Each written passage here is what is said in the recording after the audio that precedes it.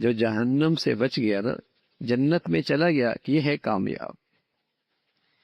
تو اللہ کے پیغمبر اس دنیا میں سب سے بڑی خدمت کرتے تھے،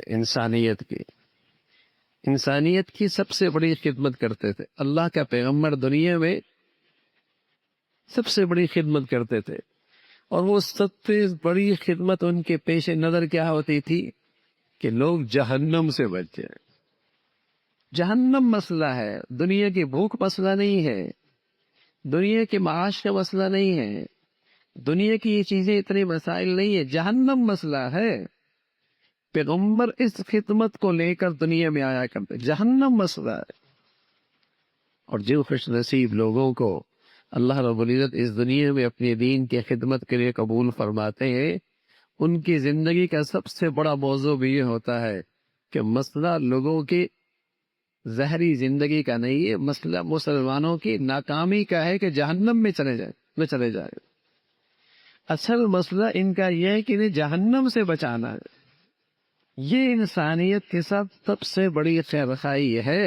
اللہ کے نبی فرمانے لگے، واللہ، مجھے اللہ کی قسم ہے، واللہ اذا الفقر اخشى علیکم، اللہ کی قسم ہے، مجھے یہ ڈر نہیں کہ تم پہ کوئی فقر و فاقہ آ جائے گا، اور تم پر کوئی تنگ دستی آ جائے گی، اور تم پر کوئی معاشی حالات آ جائیں گے، مجھے اس کا ڈر نہیں ہے۔ واللہ اذا الفقر اخشى علیکم ولکن اخشى علیکم، مجھے تو اس پر ڈر ہے کہ تم پر دنیا کے دروازے کھل جائیں گے، پھر تم ایک دوسرے سے آگے نکلو گے۔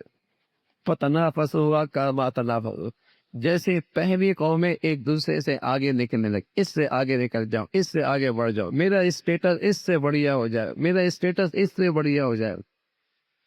پھر اس دنیا نے انہیں ہلاک کر دیا، پھر یہ دنیا پرستی تمہیں بھی ہلاک کر دے۔ سارے جھگڑے کیا ہے؟ یا زن ہے، یا زر ہے، یا زمین ہے، یا دولت ہے، یا زمین ہے، یا عورت ہے۔ سارے جھگڑوں کے پیچھے آپ کو یہ تین چیزیں نظر آئی، زن، زر، زمین۔ دنیا پرستی ہے، یہ ہے تمہیں ہلاک کرنے والی، حسد پیدا کرے گی، کینہ پیدا کرے گی، بغض پیدا کرے گی، تمہیں ظلم پہ آمادہ کرے گی، تمہیں ناجائز اور حرام پہ آمادہ کرے گی۔ یہ ہے ڈرنے کی چیز، واللہ اذا الفقر اخشى علیکم، اس کا ڈر نہیں کہ تم پہ فقر و فاقہ آئے گا۔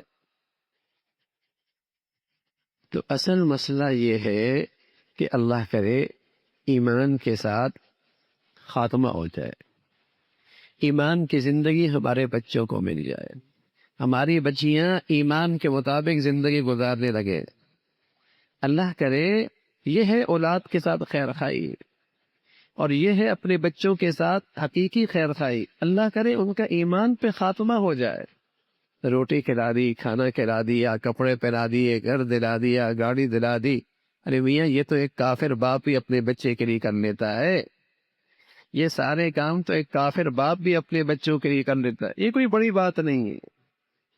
مسلمانوں کی سمجھداری یہ ہوتی ہے کہ اپنے بچوں کے لیے اس کھربوں سال کا کیریئر اسے سنوارنے کی تک و دو کرتا ہے، اسے فکر ہوتی ہے کہ اس کے کھربوں سال کا کیریئر بن جائے، وہ اس کے پیش نظر ہوتا ہے۔